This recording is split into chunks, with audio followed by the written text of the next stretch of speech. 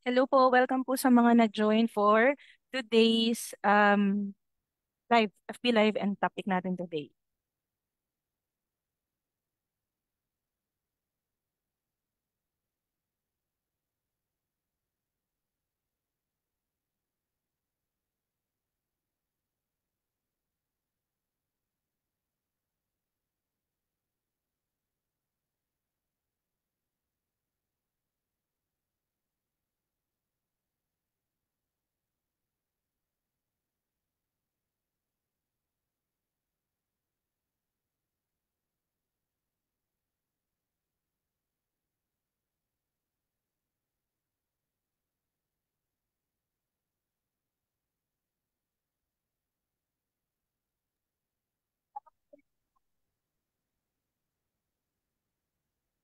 Hello po, Miss Joy. Hi! Hi, Abe! Hi! Hi, don't mind the mini figure on the camera right now. I actually saw that. I didn't see your reaction.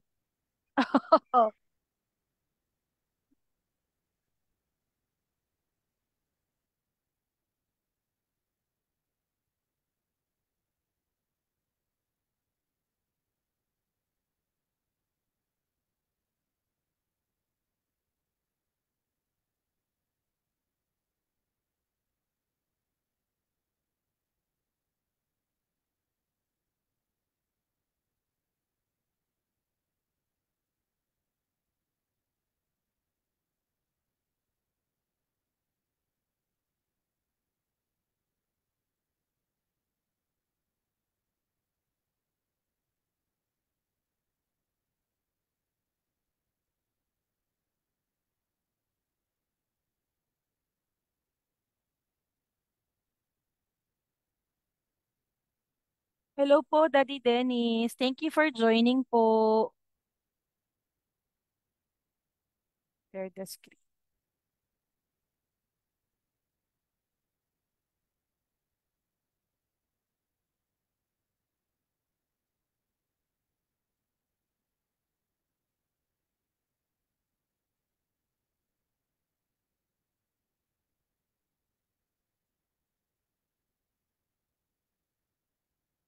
Good evening po, Mami Bernadette. Taga saan po kayo?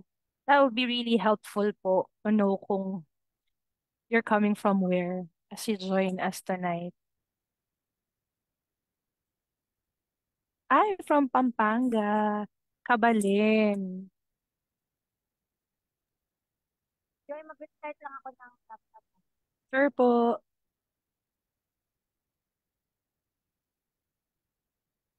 Watching from Zamboanga. Hello po, sir. Ay, wait. National President. Hello po, National President.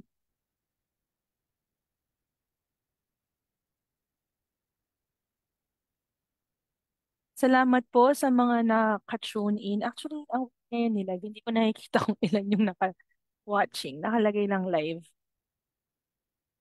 Na-check mo ba na sa live? Pa-check nga ng FB live sa'yo. Dapat pala i-share din natin siya sa sa group.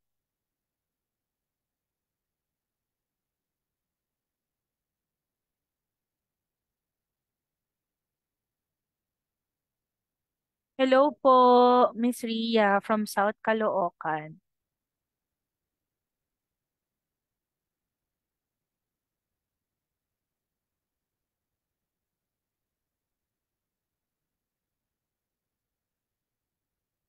Siguro mag-start tayo ng mga 6:10 para mas madami-dami.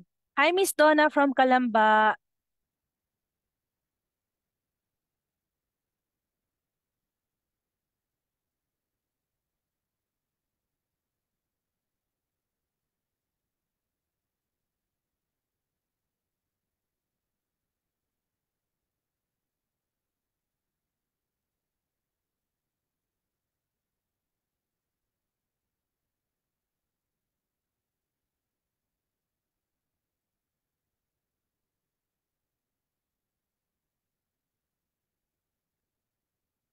Good evening po sa mga bagong pasok po sa ating Zoom meeting, sa ating link. At Magandang gabi po sa inyo at sa mga nasa live natin.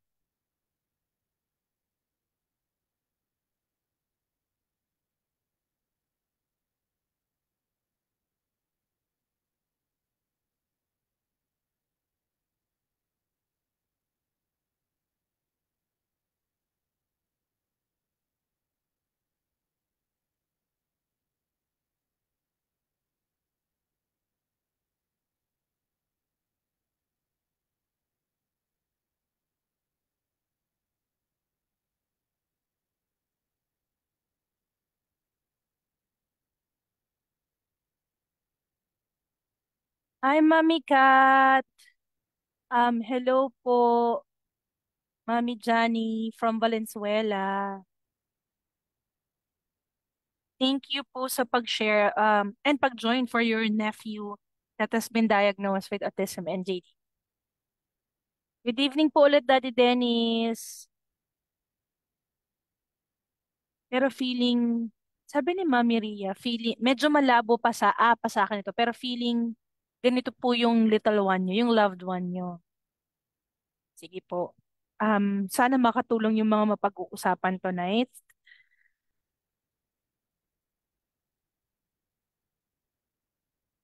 January 5. From Diliman po kayo. Hi, Sister Jeng. Thank you for joining po.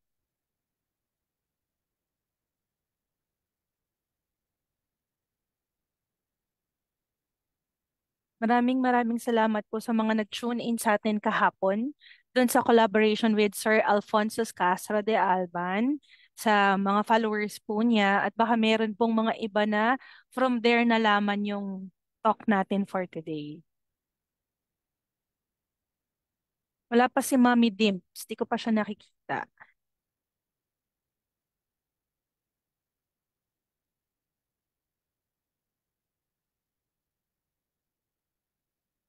Thank you po sa mga nagchat-chat. You can put in your greetings and na kung taga saan po kayo while we're waiting for others. We'll probably start po ng mga 6:10.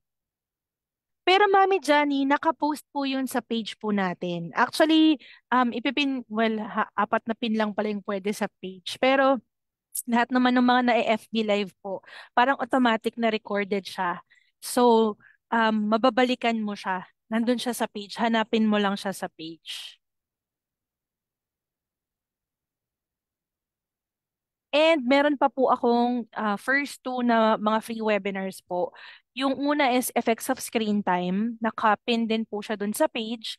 And then yung isa po is about neurodiversity, understanding neurodiversity. So nakapin po yung webinar na yun. And roughly halos pare-pareho ng time, around mga 1.5 to 2 hours yung tinatagal ng mga webinars. Ayan, nag-join ulit si Inay. Nag-disconnect siguro siya.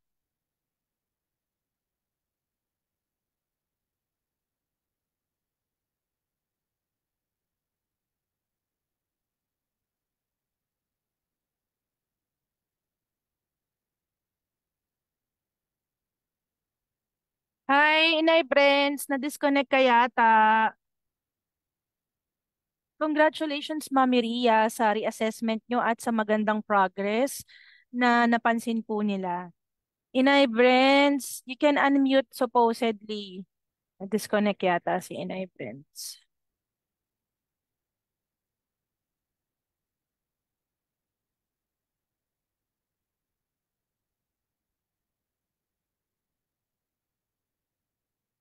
Hello po ulit sa mga nag-join sa atin. Welcome this evening.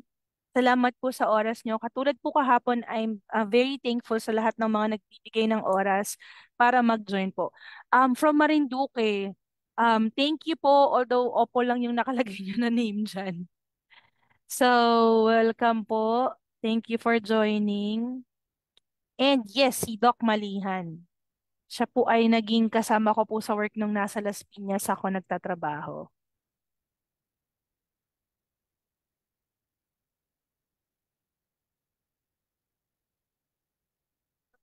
I think I know.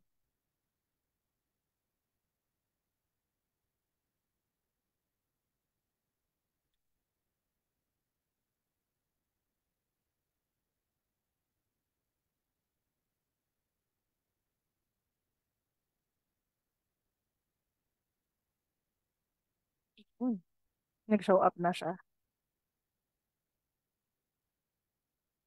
So magsimula po tayo ng mga 6:10. Welcome po sa inyo, sa mga nag-join sa atin for this evening's talk. By the way, this is care of Autism PH Talks. Teacher Rona. Hi, Teacher Rona. Yes, si Doc Malihan. Right. Thank you for sharing po. So, as I was saying, for June po, the whole month of June, Autism PH Talks will host po speech therapy talks. Mga resource speakers po natin ay mga registered speech language pathologist. And today is the first talk po. So meron pang dalawa na kasunod. Yung next Sunday po, June 16 at 6 p.m. as well, si Teacher Jack Yuera of Our Learning Corner. Yun po yung FB page niya, Our Learning Corner. May mga free webinars din po siya and magaganda rin po yung mga content na nilalabas niya. Hi, Mami Gemma from Malvar, Batangas. Good evening po. Thank you for joining sa FB Live. Um, and then, ang topic niya is activities at home that you can implement to improve your language connection and interaction with your kids sa bahay. Yan po. So we hope that you can also join us next Sunday at 6 p.m. for Teacher Jack's talk naman po. And then the last one on June 23, tama ba? Yeah, June 23, Sunday din, 6 p.m. Ang aking batchmate na si Miss Marian Altamera Briones naman, and she will be talking about her experience as a speech therapist mom na nag-homeschool sa 4 kids niya. So sabi ko nga sa kanya, napaka-interesting ng topic na yun kasi mas marami ng interested to know about homeschooling. So, yung maganda sa kanya, she decided to homeschool her 4 kids and speech therapist pa siya. So, I think very refreshing and very interesting yung mga ibabahagi niya sa atin.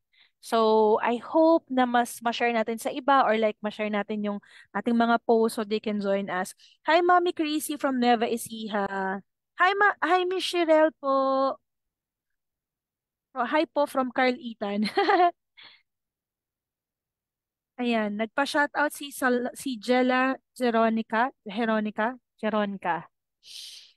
Thank you po sa pag tune in sa ating FB Live. Malapit nang mag-ano. 6:10, I said I'm gonna start. Inay Brens, okay ka na? I'm gonna start, baka hindi ko na mapansin yung mga ano. Yes po, ako na mag-a-admit. Thank you, Inay. Hindi lang ako Oo. mag-open ng cam kasi Sure, haggard sure. No problem, galing no sa problem. outreach program. Okay. Opo. Thank you, Ikaw thank you. eh. Wala pa si Mami Dims, baka habol na lang siya. So, close ko na yung ibang windows. We got 1 minute to go. So, we're 26 on Zoom and 11 on FB Live. Salamat po ulit sa lahat ng mga mag-join, sasali pa lang at kasalukuyan po na naka-stay tuned sa atin sa talk natin for this evening. And what I want to share is about childhood apraxia of speech and Gestalt language processing. Yun yung nakakapanibago kasi pero yun yung tama na pag-pronounce sa kanya. Gestalt language processing. All right, I will start na po.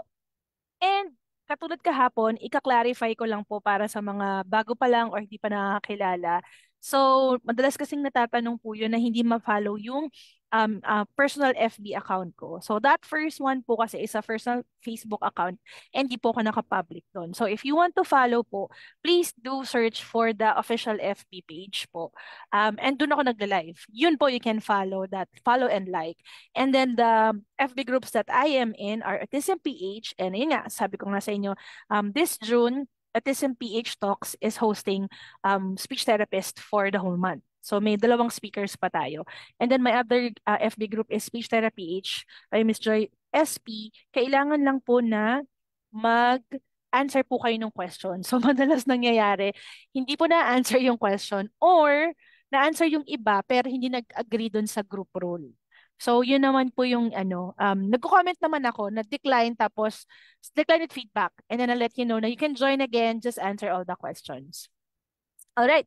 A short introduction, the same that I did yesterday, is to introduce myself para po sa mga hindi pa nakakilala. I'm a Quezon City-based single mom, and these are my two unicorns, Ryla and Shan. Ryla is 8 years old, and Shan is 3 years old.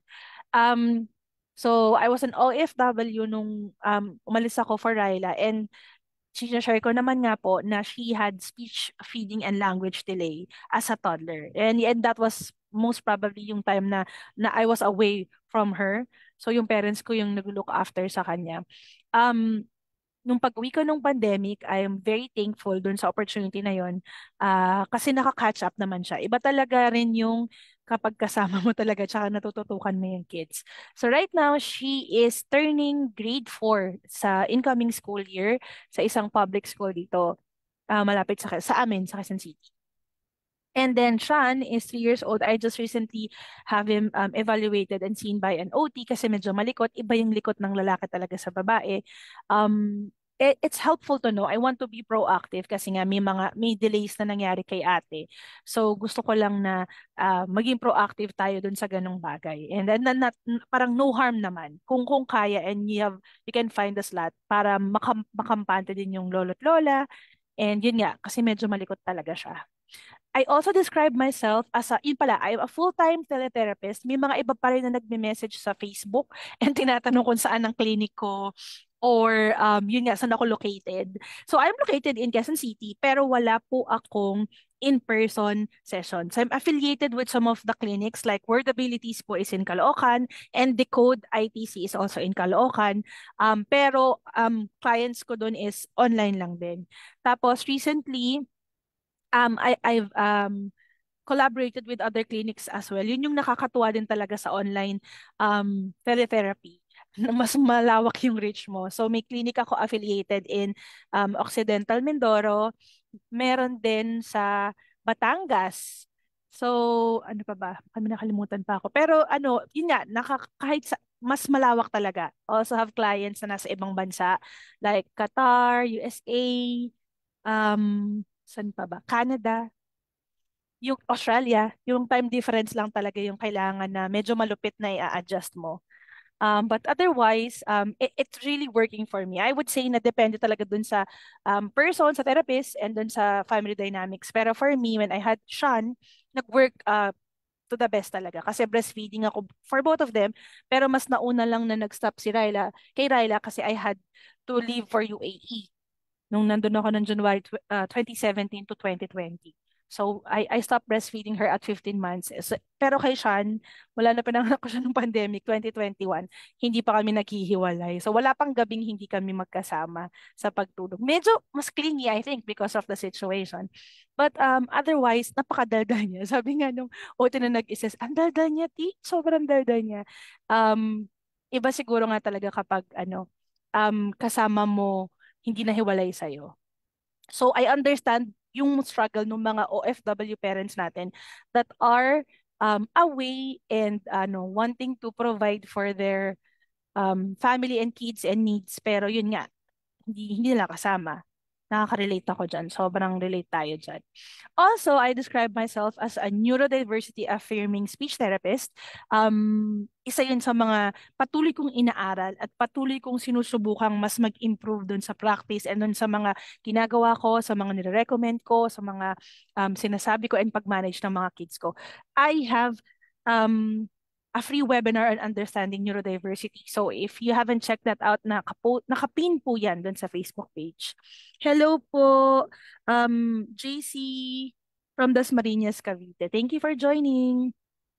And yun nga, as a background about my work, I graduated from UP Manila and then yung practice ko mostly nag-Manila muna ako, tapos nag-Laguna, tapos nag-Las Piñas, and then I left nga nung 2017 to 2020 for UAE. And then from pagbalik ko dito, full-time teletherapist up until now. Naka-full-time online sessions lang ako. And these are the clients that I work with and yung ages nila. Pero recently, I'm slowly trying to get clients na adult stroke clients for aphasia. Pero slowly lang kasi pag medyo complicated na duduguin yung utak ko. So hinay-hinay lang muna tayo dyan. Alright, now we're going to the straight to the topic po. Kung narinig nyo na ba, na-come across nyo na ba yung word na apraxia or childhood apraxia of speech. Sometimes it's called CAS to shorten childhood apraxia of speech or apraxia or dyspraxia. Yan po yung mga terms na yon. To define it and to give clarity for it, galing po kasi siya sa Latin word. So, yung A means total absence for apraxia. This naman is partial absence and praxis is relating to planning of movement. So like, it's a motor planning difficulty. So ang difference is, yun nga, kumbaga sa etymology ng word, kapag apraxia, total absence or may difficulty talaga siya sa total planning of movement. And dyspraxia naman is mild. Kaya din, depende sa country, depende dun sa culture, yung mga terms na ginagamit, minsan naiiba. So sometimes apraxia yung tawag sa kanya, sometimes dyspraxia. And then in some places, kino-consider na mas severe pag sinabing apraxia. Mas severe yung presentation niya. Kesa sa dyspraxia na considered mild. Kasi some lang, partial, kumbaga, partial challenge in motor planning difficulties.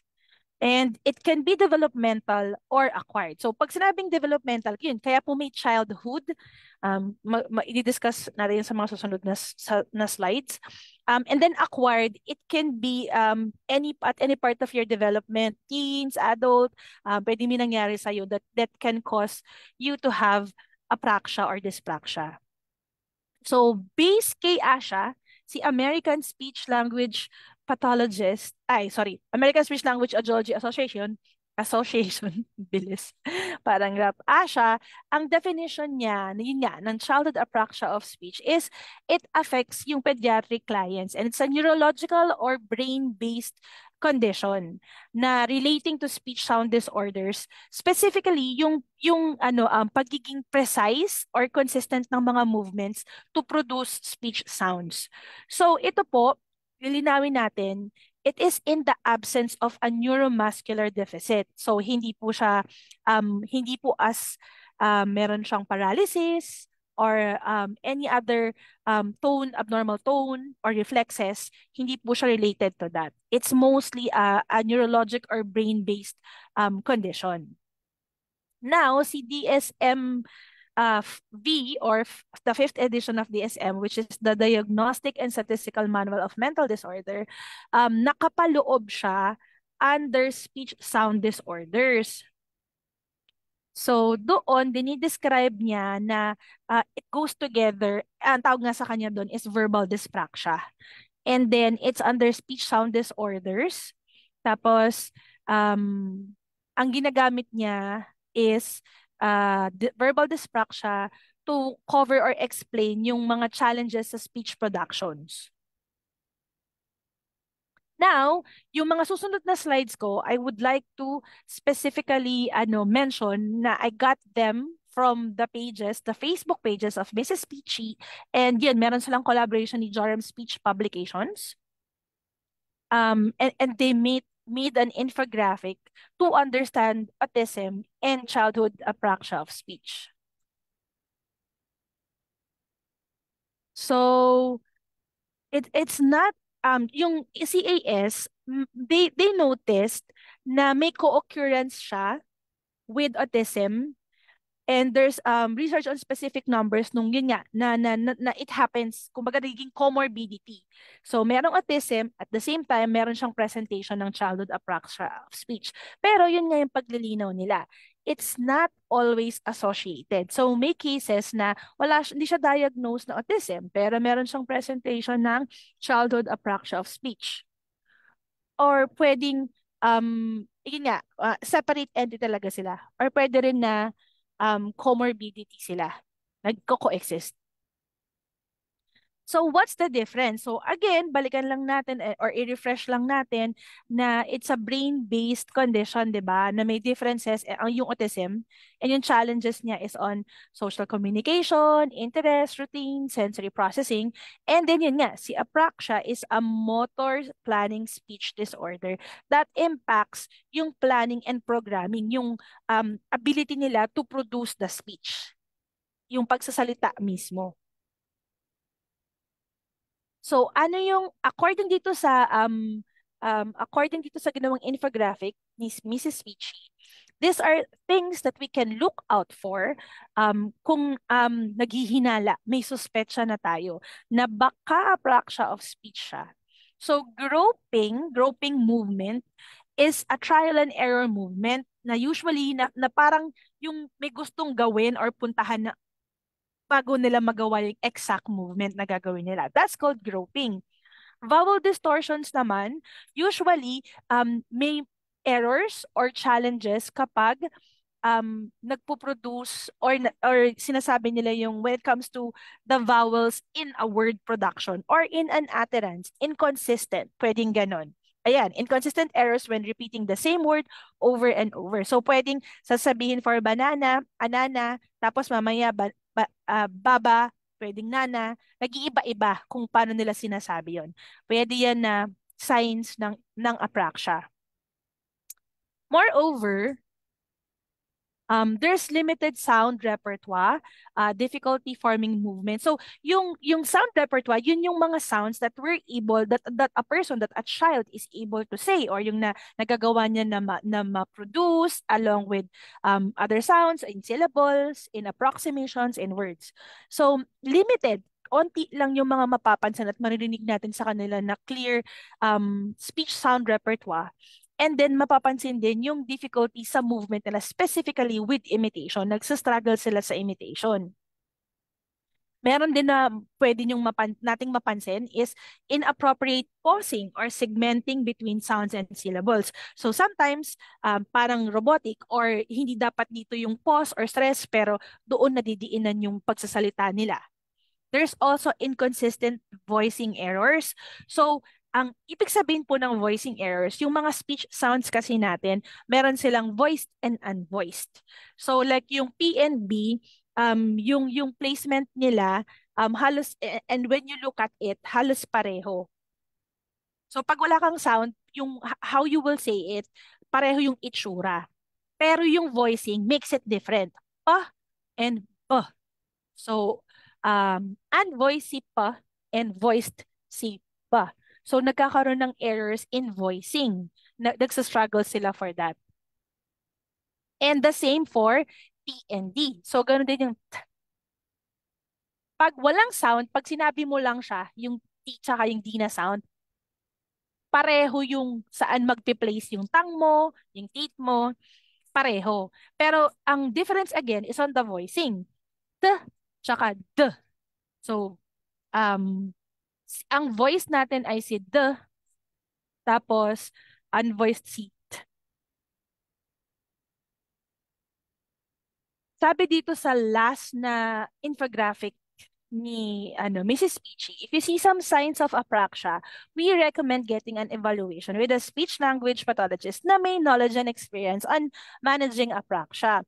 And then, clarify din niya na apraxia in itself is diagnosed by observing characteristics. So, ano siya, hindi lang siya yung bigla-bigla na masasabi mo na, ay, ganyan, dahil nakita mo yung mga warning signs na yun, naku, apraxia na agad. Yung kanina, yung sinasabi niya, yung mga early signs, meron pa ako sa mga susunod na slides that will want to expound more kung ano yung mga possible. Okay? Pero, dito din sa slide na to, very helpful to kasi nililinaw niya na hindi neurologist, hindi OT, hindi anyone else yung makakapagbigay ng CAS diagnosis. It's only a speech language pathologist that can do the assessment and the management. And then yung paglilinaw niya, it's not a medical diagnosis. Parang hindi siya sa level ng autism na parang ADHD or ASD. Parang subcategory siya under a speech sound disorder. Now, I'm moving to the infographic made by Carrie Ebert. So, isa rin siya sa mga sinusundan ko. And super helpful nitong ginawa niyang infographic on early signs of apraxia in late talking toddlers. So, yung mga susunod na slides, it was based on a 2019 research study na dun sa study na yon, they have come up with 7 characteristics for childhood apraxia of speech na observe nila under age of 2. Okay, ito yung full reference to that study. So number 1, sabi niya, sa first 2 years, pag napapansin na may limited vocalization with little bubbling, yan yung common dun sa mga na-interview and yung naging participants nung study na yon. Napansin na limited yung vocalizations, hindi masyadong nagtatry na mag-produce ng sounds when they're growing up in the first 2 years, wala masyadong bubbling. Diba? So, yun yung difference. By the way, yung bubbling, it's more on yung pag-uult, bababa, mama, yun yung bubbling. Vocalization is yung how you're producing sound. Minsan, parang walang shape, pero nagpo-produce ng sound. Number 2, sabi nila dito based sa study na to, by age of 12 months, there's lack of consonant sound by child's first birthday. So mapapansin na bukod sa late yung development and production ng sounds, yung consonants sobrang onti by age of 1 year old, pag nag-turn na sila ng 1 year old. Number 3, pagdating nila ng 16 months, they use fewer than 3 consonant sounds. So yun, makikita mo talaga na mabagal yung pag-develop at pag-pick up and pag-produce nila ng sounds. Number 4, usually between 13 to 18 months, the productions are largely vowels with little use of other syllable shape. So like open is nasa-stuck sa O.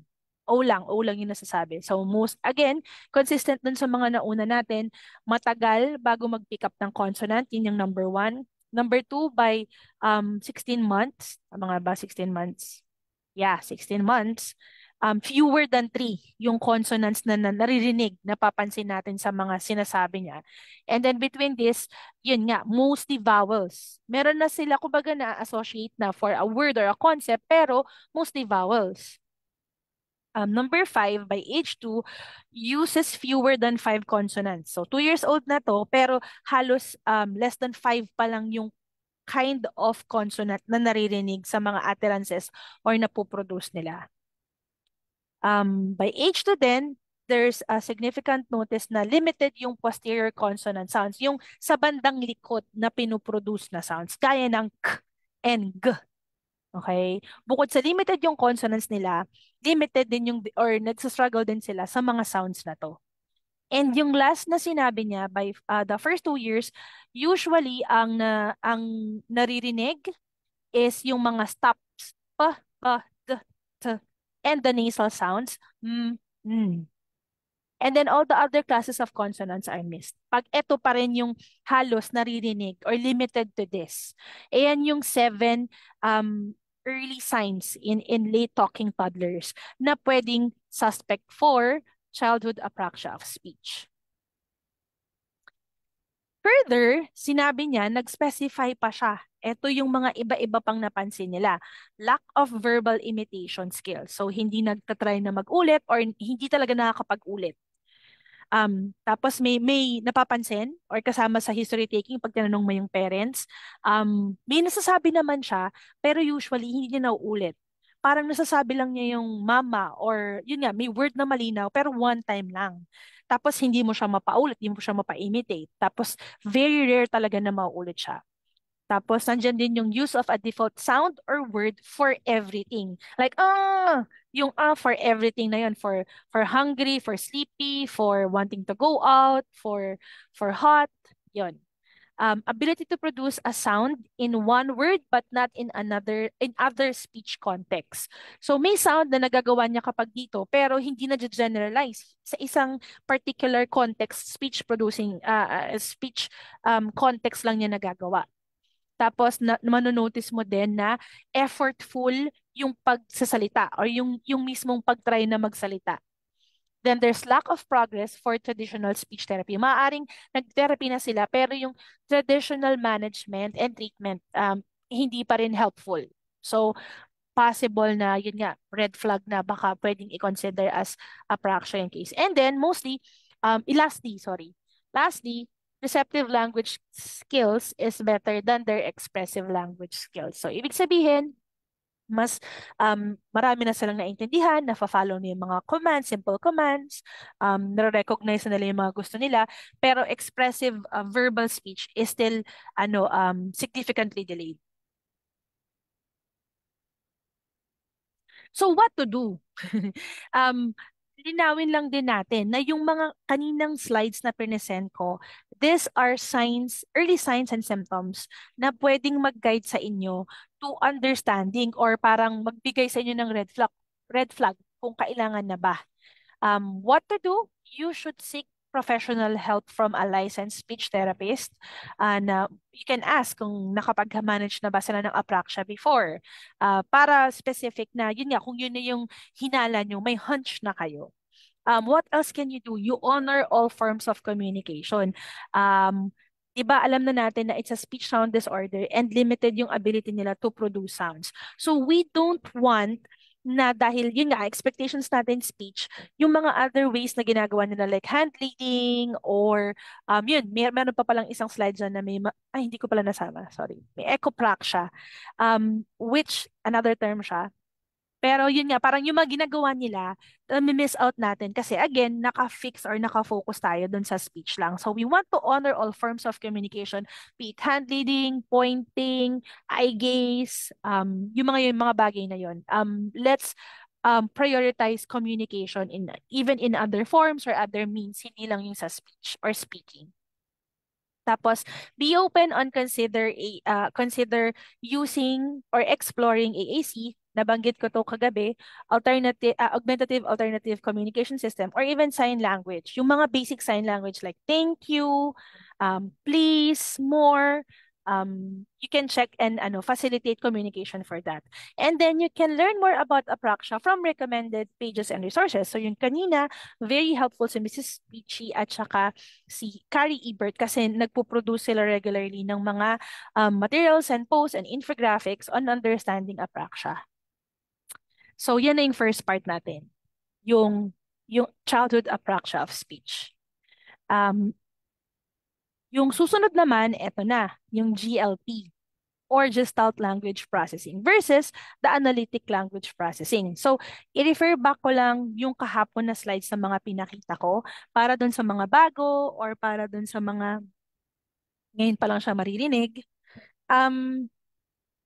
So, for the longest time, ang meron lang tayong understanding is yung mga analytic processors, analytic language processing, which teaches us na nag-start siya as a single word, tapos magko-combine ng words, tapos magiging three-word simple sentence, and then magiging complex sentence. Ganun yung hierarchy ng development ng pagsasalita ng communication. So relatively, bago po talaga tong concept ng Gestalt Language Processing, even sa field po ng SLP, like sa USA, medyo matunog. Matunog, ano bang ibang better word for it? Matunog, medyo met din siya with challenges.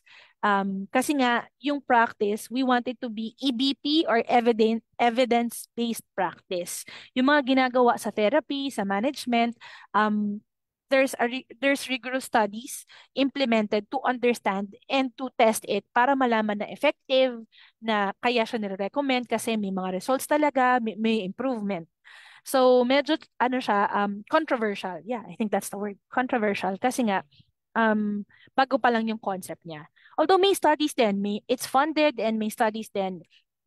And si Marge Blank, yung pinaka matunog na name because she's the one na parang using the other studies of Barry Prison. Ayan, sila, tsaka may isa pang siyang term, si Annie yata yun. Sila yung mga parang tumulong para ma-shape and mas maintindihan pa yung NLA or Natural Language Acquisition wherein under nun yung Gestalt Language Processing. So, yun nga, going back to this, magkaiba sila how they process and develop and acquire language. Si Gestalt Language Processor, so GLP could be Gestalt Language Processor, yun yung tao, yun yung bata na ito yung manner of language processing niya. But GLP can also mean Gestalt language processing. Yung mismong pag-acquire niya ng language and pag-process niya. So it could be a person, it can be the process itself. And then ALP naman, yung analytic language processor, most of us, yun, yung typical neurotypicals natin, yun yung development nila, single word, phrases, tapos simple three-word sentences, tapos complex sentences. Yun yung ALP. And yan, kahapon din visually present ko to for us to have an idea na kapag ALP, yun nga, usually magsa-start ka dun sa concept ng isang word, cake, and then ma-associate mo siya na ito yung itsura niya, ito yung mga iba pang itsura niya. Pero kapag Gestalt processor ka, you have a bigger picture, tapos associated to strong emotions and patterns of language. So like, happy birthday to you, sabi ko nga, happy birthday to you is 4 words and nasasabi nila yon. Pero what they mean or what they remember and relate to it is yung cake or the party that they are experiencing, yung happiness. Pero sasabihin niya if he wants a cake, possibly, happy birthday to you. So yun, magkaiba, makikita mo na agad dyan. This is another, yun nga po, visualization of it, no? Yung Lego blocks and how they form, sa ending pareho sila. That it becomes longer, it becomes used with other words, may complexity na. Pero sa Gestalt language processor, nauuna na naaalala niya yung string of words or scripts. Tapos magde-develop siya ng mas marami pa, ma-acquire niya yon, tapos mamimix and match niya, tapos gagawa siya ng bago siya mag-come up dun sa ito, pinaka last stage na in the end, pareho rin silang nakaka-develop.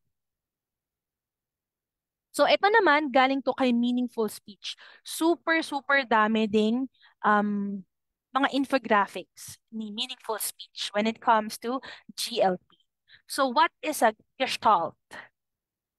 It's something such as structure or experience that when considered as a whole has qualities that are more than a total of all its parts.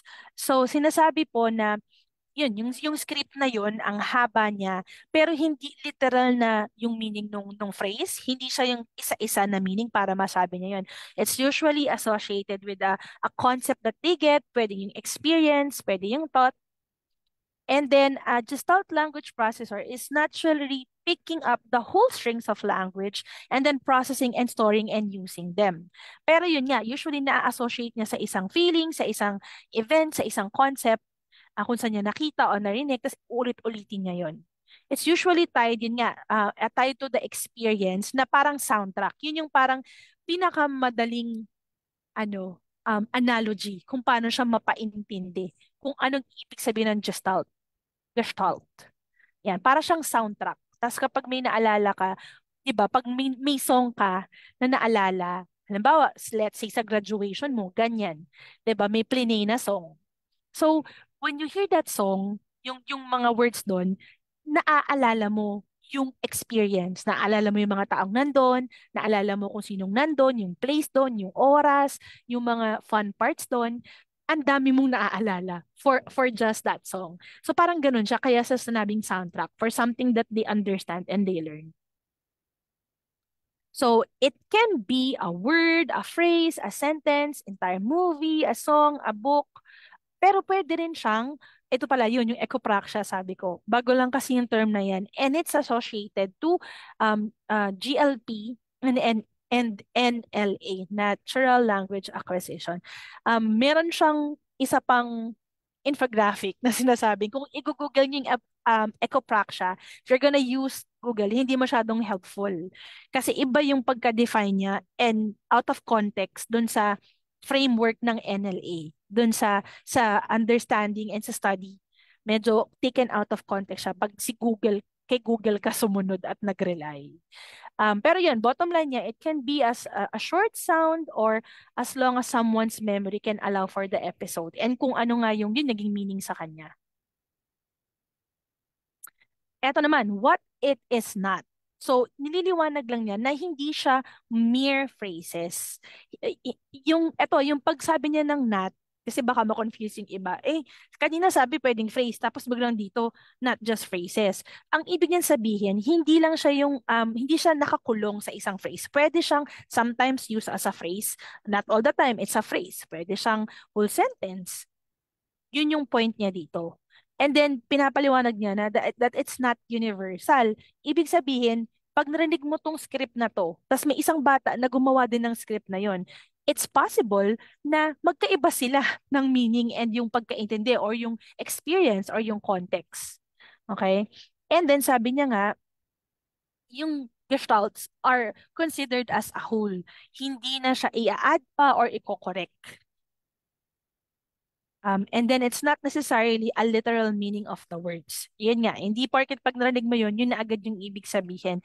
So actually, if you're dealing with a GLP, a Gestalt Language Processor, yung kid or yung may kutob kayo, you really have to do more of spy type of work. Kailangan mong maging matinik na spy agent kasi you have to understand saan ba niya to nakuha, paano niya ba to nakuha, stuff like this. But other facts about GLP, it's also a natural way to process language. And then sinasabi nga niya na someone can be just out a GLP processor even without spoken or intelligible. So baka yung mga na-experience or na-expose nyo, yung mga parang may intonation sila na at sometimes na tatawag po ito as jargon. So kanina binigyan ko ng clarity. Vocalizations, yung mga sounds na walang specific pattern, na parang vowels, na hindi siya yung masasabi mo na ba, hindi siya mo siya masasabi na mama, hindi mo siya masasabi na dada. Parang play of sounds, vocalizations, versus babbling, na ibig sabihin, nag-uulit. Baba, tata, mama, nana, yun yung babbling natin. And then jargon, ito yung mga sinasabi natin na parang nag-i-incheck, hindi naiintindihan. Parang Japanese. Parang may sinasabi siya ang haba, pero hindi naiintindihan, wala ka talagang maintindihan. So jargon yun. And then sometimes, yun nga, sabi dito, it's intelligible. Hindi natin maintindihan, pero very rich in intonation, yung tono, yung punto, para talaga silang gumagawa na ng isang sentence na yun nga, may pagtaas, pagbaba, tapos parang pagpatanong, nakukuha nila yung pitch na yun, yung intonation na yun. Sabi niya rin dito, not all Gestalt language processors need therapy. Fun fact, si Sean, that's 3 years old, nung nag-develop pa lang siya, siguro mga after 2, ganyan, napansin ko na nasasabi niya yung mga scripts sa favorite niyang Sheriff Labrador. Yun yung favorite niya. So, meron siyang, it sounded off na, hindi malinaw. Like mga approximations lang, ganyan. Hanggang sa nag-develop siya, and then, nakukuha na niya yung script na talaga. As in, 3 words, 2 words, naggaling dun sa Sheriff Labrador. Halimbawa, meron dun, let's go there. O kaya, you're the bad guy. May ganyan siya. So, nung una, hindi ko pa masyadong naiintindihan. Pero nag-develop din yung speech niya. Tapos, nakukuha na niya. Clearly, napipick up ko na dun yun sa sinabi yun dun. Let's go over there. May mga ganyan siya. Ang hahaba. So, ako din, nagkukulat lang ako, nafa-fascinate lang ako. Kasi nga, gaya dito, ang sabi niya, not all gestalts need therapy. And then, meron din infographic that says na may mga neurotypicals na nagsisimula as Gestalt language processor. Hindi kumbaga hindi siya automatic na, nagsisimula siya sa mga scripts. Tapos, ASD siya, meron siyang autism. Automatic na magkasama palagi. Hindi ganun. So, like yung sa case ni Sean, hindi naman siya diagnose, wala din siyang other signs or symptoms, pero dun siya unang nag-develop. GLP siya. So, ngayon, ang daldal na niya. Sobrang sakit na ng ulo. Ang daldal na niya. Pero yun nga, dun siya nagsimula. Napansin ko yun sa kanya. Gestalts are also meaningful experiences and not just phrases. So, ang ganda nitong example na binigay niya. So yung pag-aaral na ginawa, kinumpare yung sample ng mga napipick up na phrases and scripts and gestalts kay Miss Rachel sa mga videos niya versus yung isa kay Daniel Tiger. So kung pinapanood nyo or familiar kayo kay Daniel Tiger, ayan, yung kumbaga comparing the two, dito sa sample na to, sinasabi niya na mas helpful yung types ng scripts na meron si Daniel. So balikan natin ito yung mga example is say, what's that? It's a, so many. The dog or cat in the house goes woof woof. What's in the box? What could it be? Do you want to take something out with me? Night night, animals. Yan. So yung mga comments naman dito sa other part, sinasabi niya na um, madaling na naalala. And then there's a lot going on sometimes, unorganized. Tapos generally overstimulating yung video, yung presentation. Tapos yung mga positives like they love the sing-song voice, love the songs. Tapos naging huge gestalts yung mga galing sa videos niya. Ganyan. Pero not easily mitigable or yung word na yun is yung hindi siya ganun kadaling ipares-pares sa ibang mga scripts na nakukuha. Whereas kay Daniel Tiger, meow meow wish. Snowflake Day. 3 wishes. I hope you're happy. It's okay to be sad sometimes. Little by little, you'll feel better again. So, song pala yun. So frustrated. So, yung mga comments dito is huge help, slower paced, shorter gestalt, shorter songs, helpful songs. So, mas madali siyang ipag-mix and match. Yun yung naging overall comment sa mga example ng scripts galing dito sa dalawang videos na to. So these are the 6 stages of distant language development. Una is delayed echolalia. So usually makikita mo yun, who'll just start spreading single word, tapos nai-imitate nila after some time. Kaya delayed echolalia.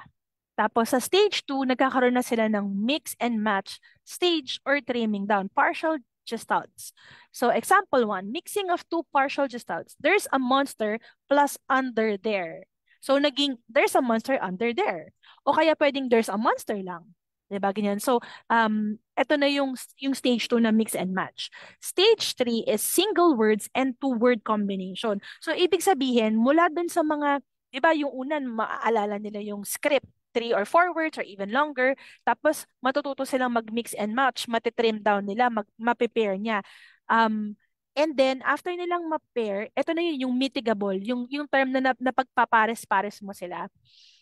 Sa stage 3, may intindihan nila na, itong word pala na to, pwede pala tong mag-stand alone. Gaya ng monster, pwede ko siyang i-partner sa scary monster, big monster, monster red.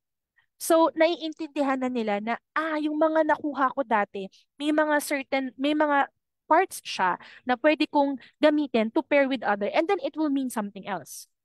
And then, stage 4 to 6, ito na yung new original phrases, sentences with beginning grammar, and then more advanced and complex grammar. So, respectively yun, sa stage 4, yung new original phrases, they come up with their own, and then yung 5, yung sentences with beginning grammar, nagkakaroon na ng mga errors kasi nagtry na silang matuto. Like halimbawa, yung past tense ng go would.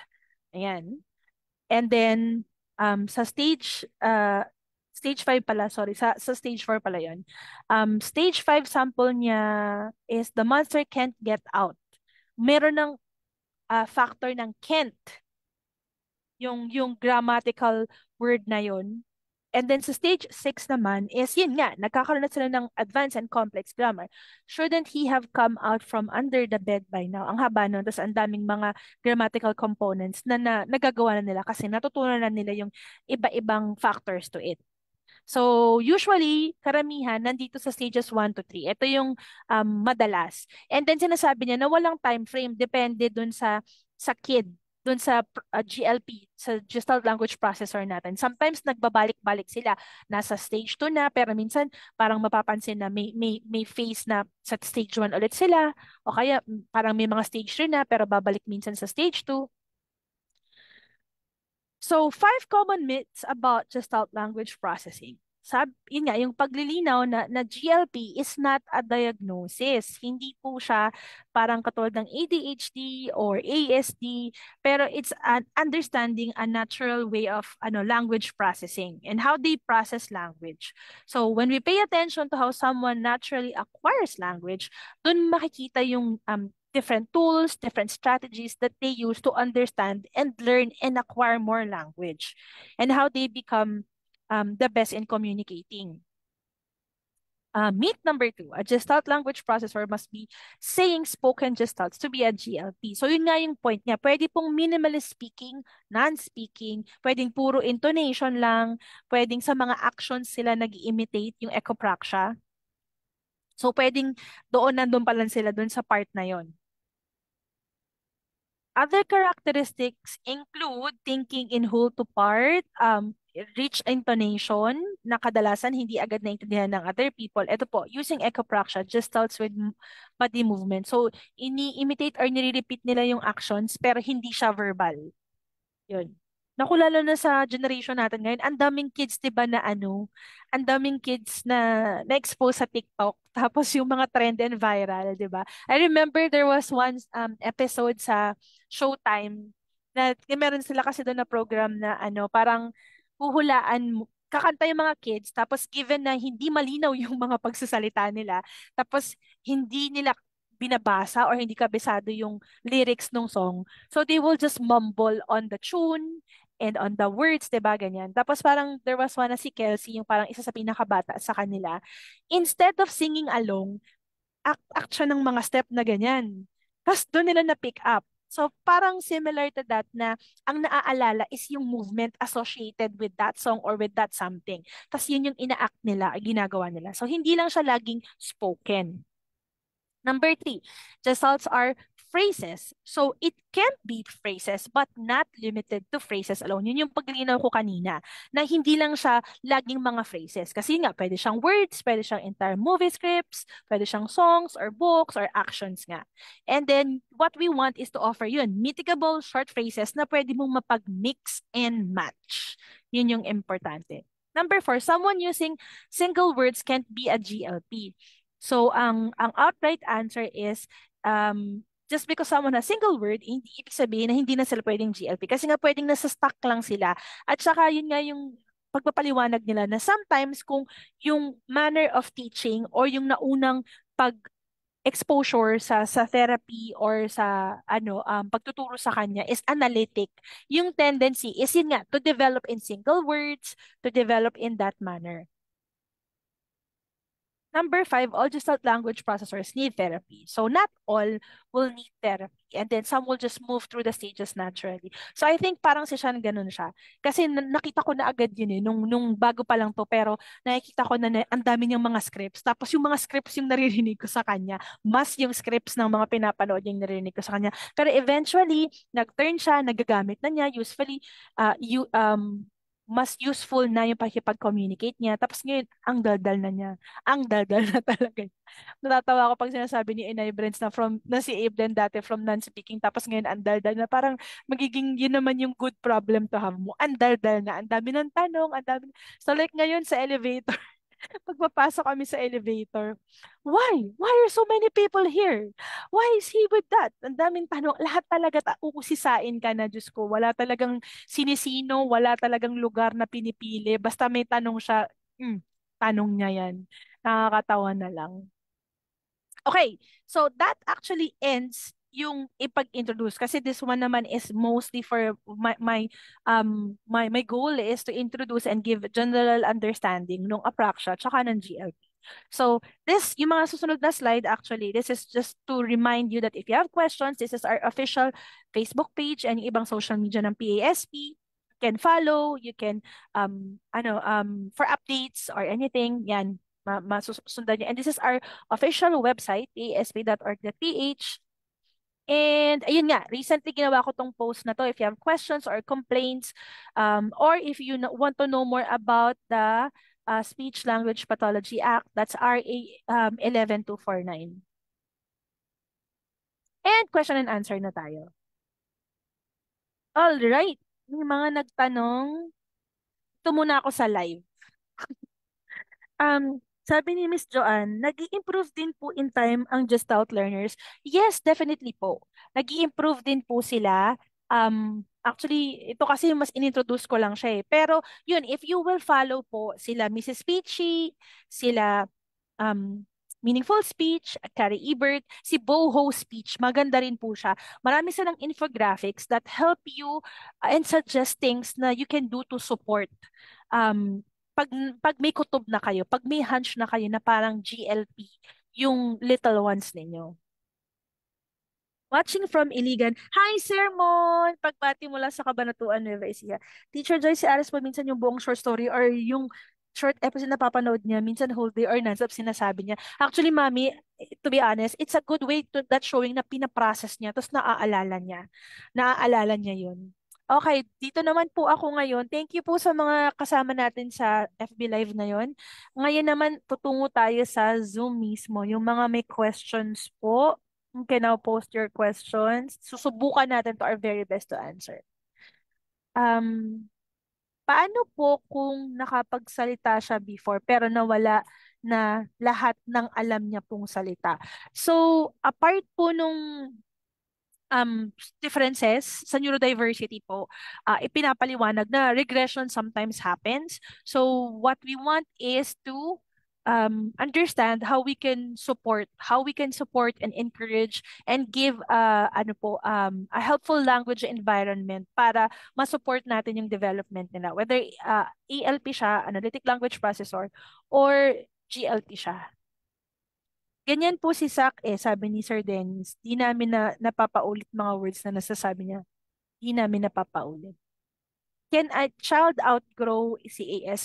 So actually, since motor planning po siya and ano siya, more on a motor planning and then brain-based din po siya, I would say na more of natututo na ma-manage. And then, may mga success stories naman po na nakakapagsalita. So, marami pong mga approaches to that. Katulad ng prompt. Prompt is a technique po, specifically addressing CAS. And then, there are certified speech language pathologists that take that up. So, ako po, nakapag-prompt level 1 ako. So, may level 1 yun, may level 2, may level 3. Tapos, yung iba, if you're familiar with it, OPT, oral placement therapy, yung pareho sila that wants to address speech sound disorder. Yung medyo main difference po ni OPT tsaka ni prompt as a treatment approach, si prompt is ang nag-implement at nakakapag-train, nakakapag-certify, puro mga speech language pathologist lang po. Di po siya pwede sa ibang field or profession. Si OPT, na-offer siya sa SPED teachers, na-offer siya sa psychologist, pwede ka kung interested ka, tapos mag-take ka ng training nila kung OT ka, or PT, or ST ka. So medyo mas malawak yung ano nila, yung sakop nila. Pero may iba rin pong mga approaches pa and techniques and evaluation tools that want to work on that na ano po, hindi siya yung certification. So DTTC is one of it. You can search REST is also, ano yun yung mga techniques that if you search about it, it's more related to managing and handling CAS. Thank you po sa question, Miss Bernadette. Yung son ko, kasi galing galing naman kumanta. Parang may accent pa nga po siya. Pero ang problem, hindi naman namin siya nakakausap. So, Sir Dennis, no, pwede po siyang possible na comorbidity. I'm not sure kung diagnose po ba yung law ninyo na ESD din siya or meron lang ba siyang delays? Kasi katulad nung kaninang present ko nga, meron silang mga napapansin na nagko-coexist yung autism tsaka CAS, pero not all the time. Pwede rin kasi siyang stand-alone na may autism lang tapos may apraxia siya. Sabi ni Ma'am Caroline, yung Loco 7 years old, he can understand instructions and able to do things, pero limited words lang po. Meron, yung tanong na meron po bang chance that he can speak, lagi pong may chance. Lumiliit lang siya because of other factors. Example po, yun nga, kaya pinopromote natin yung early intervention and part yun dun sa, pinaliwanag ko dun sa free webinar ko na effects of screen time, na ideally kasi yung ages 2 to 5 hanggang 7 actually, yun yung very critical age ng brain ng isang bata na very moldable, easy to teach, easy to understand po sila. So, kapag lumalagpas tayo as they age, mas kumbaga may mga ibang natututunan, may mga ibang compensatory techniques and all that, mas may effort na. Pero I wouldn't say na walang chance. Even if it's 10-year-old or more, I would just say na mas challenging lang, mas marami na tayong dapat gawin kesa kung ikukumpara mo siya sa isang bata na early intervention nag-start. Na bata pa lang yung 2, 3, 4, 5, yan, dyan na nag-start na sila sa therapy. Mas maganda kumbaga yung chances, yung laban nila. I just found out my 4-year-old has autism. He has speech delay, but I don't know how to start looking for a therapist. You can answer what questions on everyone and can explain why. Thank you for sharing that, Mami Meichi. May mga free webinars nga po, gaya po ng sabi ko, i-show ko rin later on yung mga nire-recommend ko po ng mga content creators that you can follow that will be helpful. And if you can join nga po yung community sa Autism PH po, we host free webinars like this because as Mami Dimps wants to reach out to more people, more awesome parents po that are challenged in their journey. They will find a community that will be helpful for them. Sabi ni Miss Johnny, yung pamangkin ko po na 2 years old and 3 months na, nag-occupational therapy pero speech therapy na gusto ng kapatid ko kasi non-verbal pa rin yung bata. Kahit mama o papa, di pa nasasabi. Wala pa rin nasasabi kahit isang letra. Um, dun sa, dun sa isang paliwanag ko, dun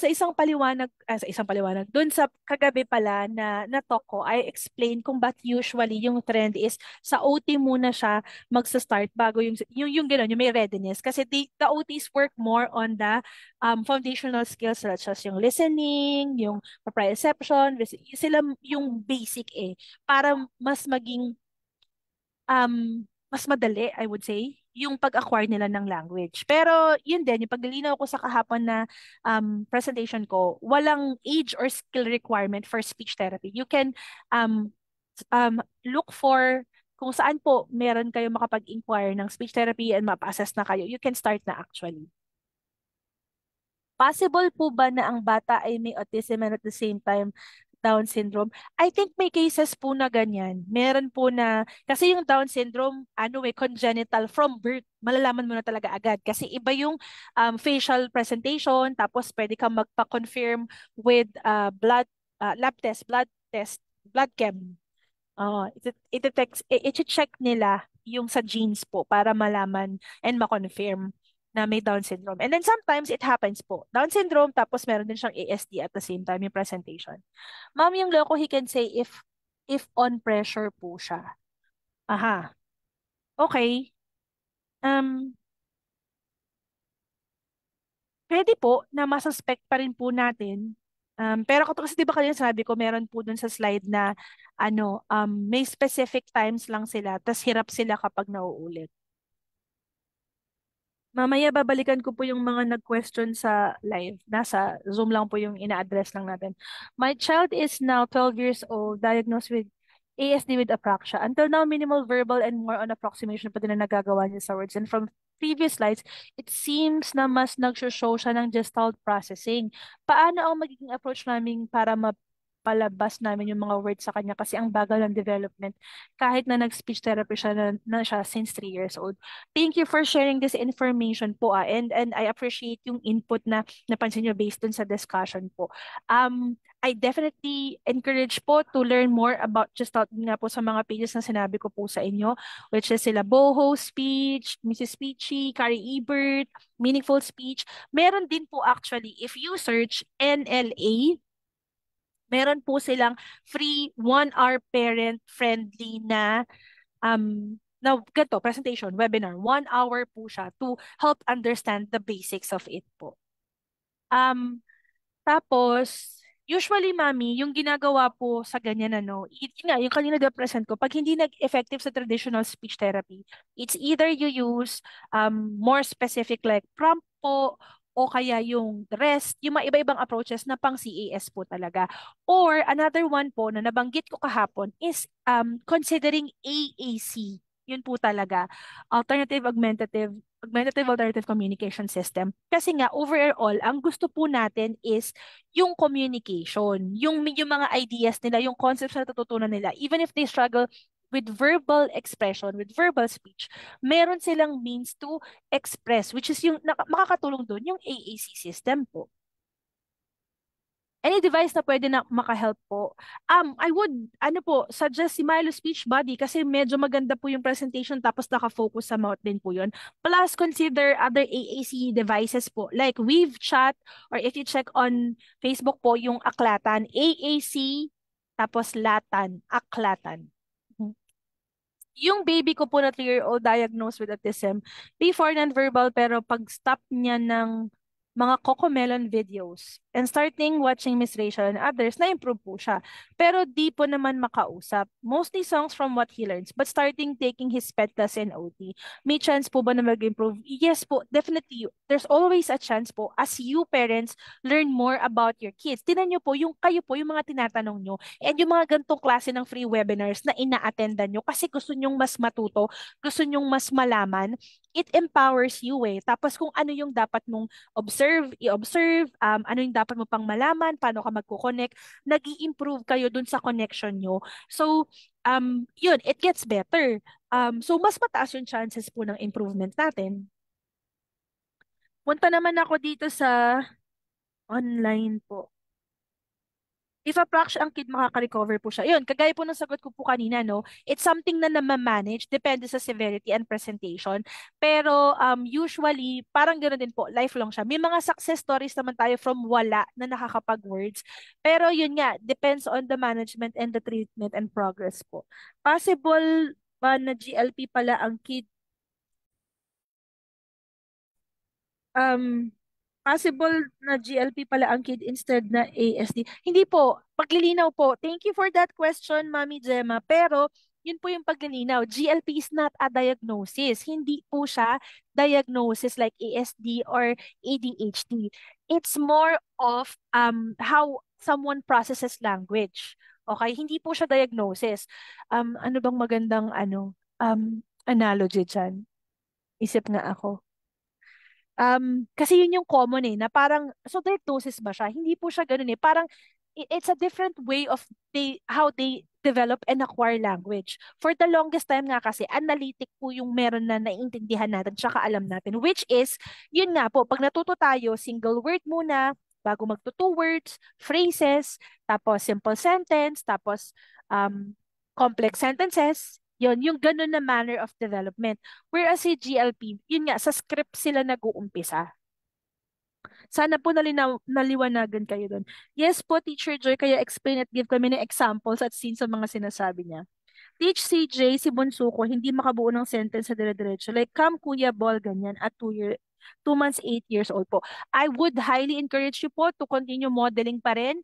Tapos, yung you do it when it's functional setting po, when you're doing things together, sa daily activities po ninyo. Para mas, maging meaningful yung context. Ma'am, can you recommend any tutorial video regarding speech and communication while waiting po sa SD? Wala po talaga makita po at makuha na slot. So, dito po, later on po, I will flash po yung mga contents and yung mga pwede nyo pong i-check out. Yung, saan na ba ako? Balik na ako ngayon sa Zoom question. My son is 8 years old, diagnosed ID and Angelman syndrome. May astigmatism, nonverbal po siya. Alang po yung nasasabi niya. Mahilig pong manabunot.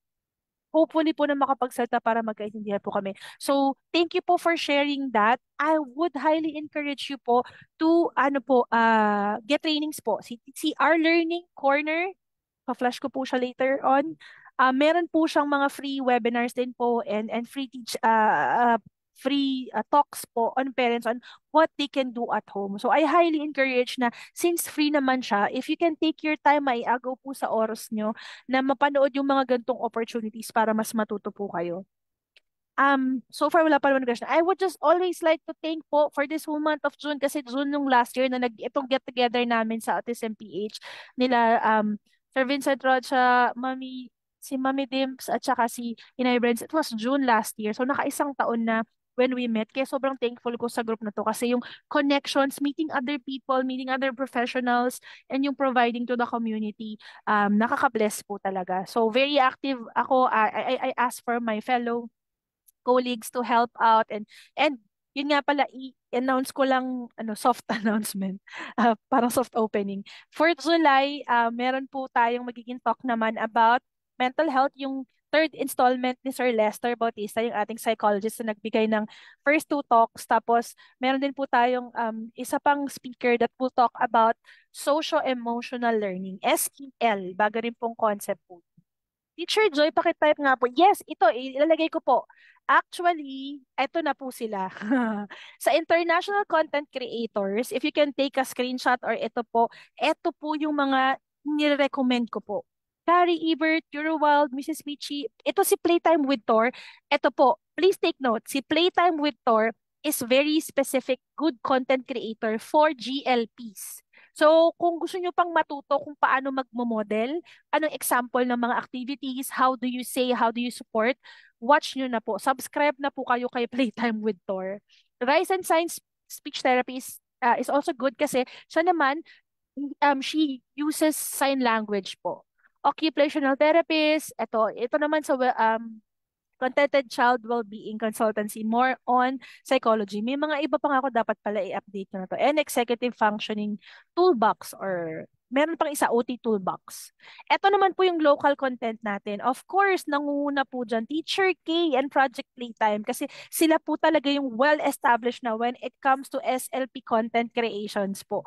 Teacher K has a YouTube video na super, super, super, super daming mga content, very helpful content po.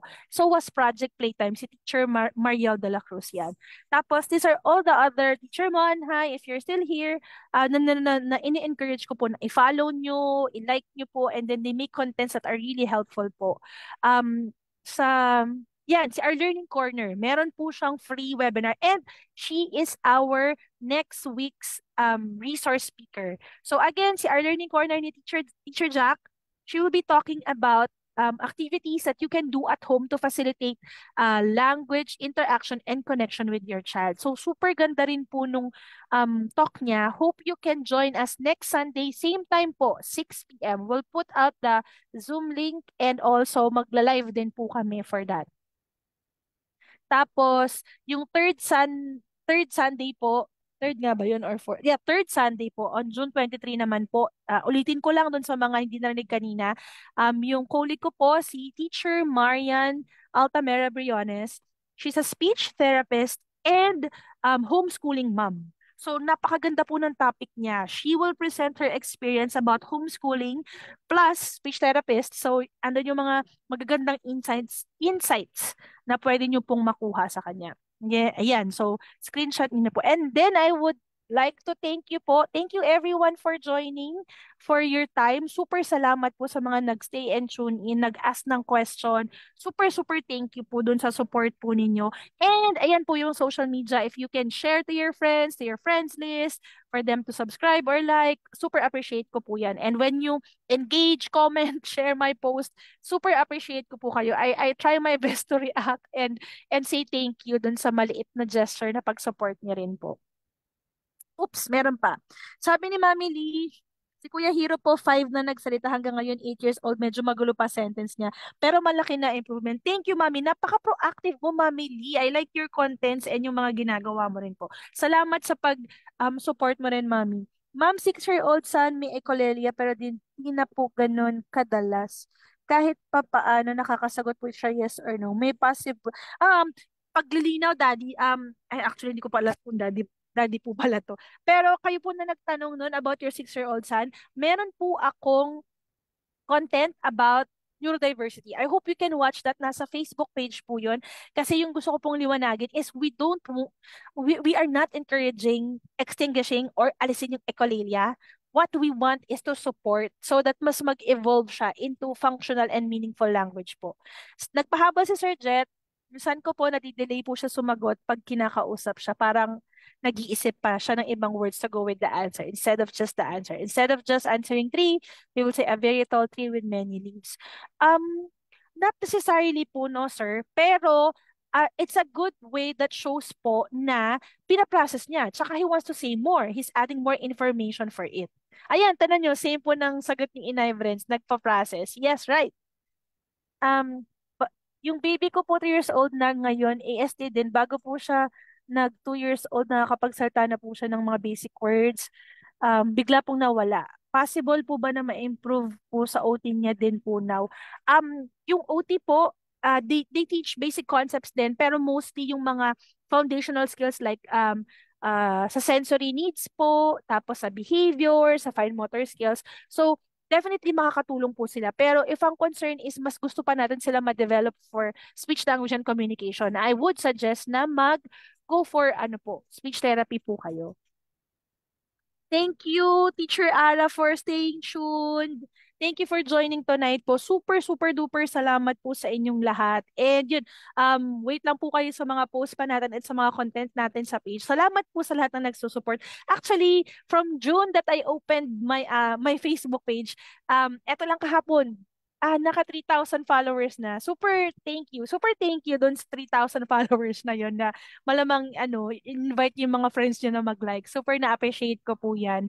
Tapos, hindi man ako, medyo shy type kasi tayo. Sa gantong, sa gantong platform, malakas ang loob. Pero, nag-uusap kami ni Sir Al. Sir Al kasi, di ba, regular. Tsaka si Sir Mon. Sir Mon makes, content sa TikTok. Yan, tsaka si Sir Al. Hindi pa ganun kataas yung level ng confidence natin para mag-produce. But I try my best to impart what I know by yung mga gantong platform. Mas effective ako, mas mas at home ako. Kaya gantong mga content pa lang yung natatry natin. Pero yun naman, it's a learning process and I'd like to thank you all sa support po ninyo. Super, super appreciated po yan. Have a good evening and please join us for the following Sundays. May dalawa pa po tayong talk. Watch out for Teacher Jack and Teacher Marian po. Salamat po, Sir Denny. Salamat po sa mga pag-follow at sa feedback nyo. Truly appreciated po. Have a good evening. Thank you po sa inyong lahat. Yes, Mami, lahat po may pag-asa, may improvement. Huwag po kayong panghinaan ng loob. True that, Mami. Thank you sa support po talaga, Mami Lee. Dami po awesome parents seeking help and maganda po advocacy nyo. Naku, thank you so much for saying that. So wag po kayong magsawa, i-share nyo po yung mga post at mag-react po kayo sa page natin. Good evening din po sa inyo. Thank you so much po sa inyo. Hi, Mami Ray! Thank you for your support and joining. Good night po sa inyong lahat. Bye!